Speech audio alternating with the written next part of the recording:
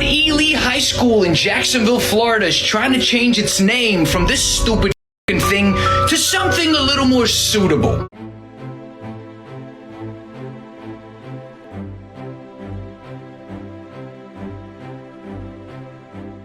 Doesn't that alarm you that a 7th grader in 2021 cares more about ending racism than all of you do? Robert E. Lee was a slaveholder who believed black people were inferior to him. But it's okay to have him up there because black people are inferior. Is that what you're saying? Because that's what it sounds like. A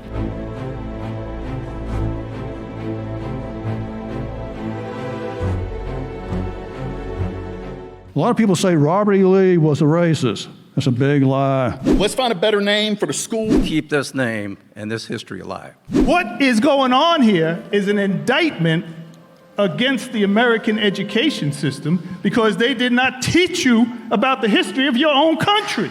You don't know the history.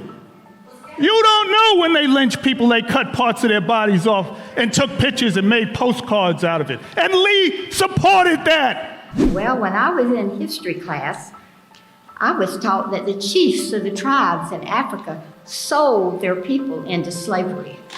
If it had not been that way, there would not have been any slaves anywhere in America, Robert E. Lee or anybody else to have owned.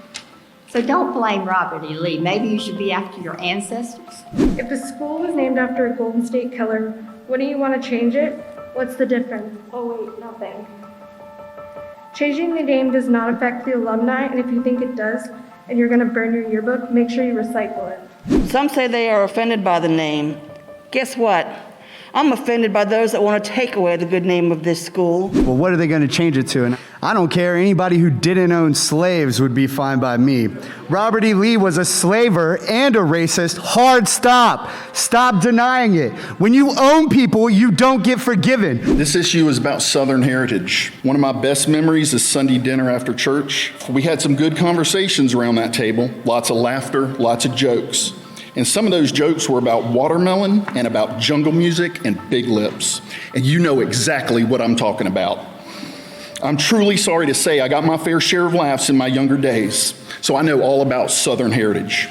So when you get up here and come with some BS reason to defend a man who owned people like they were livestock, I know exactly what you're talking about. Don't change the name. Why? Tradition. Loyalty, family. I just find it funny, a lot of y'all mentioned that all of this is about socialism, when none of you can probably even tell me what socialism is. This movement is an effort to change history. Ask yourself, who really started the division? Do the names George Soros, IMF, Illuminati ring a bell? Don't change our history. Don't cancel our culture, and we won't cancel yours. This is communism at work.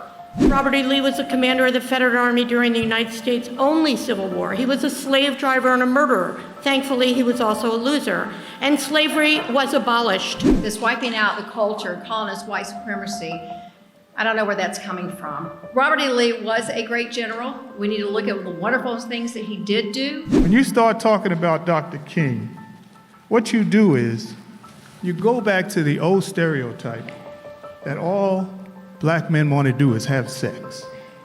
And you know it's true. You know what you say in your homes at night. A short snippet of his life did not define him. Let's take a snippet of another leader, Dr. Martin Luther King Jr. He was a leader, he was an educator, he was a minister and a brilliant speaker. However, his snippet was women. He committed adultery and was a womanizer. So if you judge Dr. King, according to the standards of today, the Me Too movement would bounce him out the door. So why are we judging our ancestors for their snippets by today's standards? I heard a lot of racist things as I stood because I think some of you good people thought I was one of you, but I'm not. I'm here as someone who was reared in the Deep South when George Wallace was governor and Bull O'Connor was doing what he did. You are speaking from your white culture and your white self. And I ask you, take a deep breath. And I want to say to the people of color in this room, and I apologize as a white person of what has been said tonight because it's irreprehensible in my view. I say change the name. We have to change the name.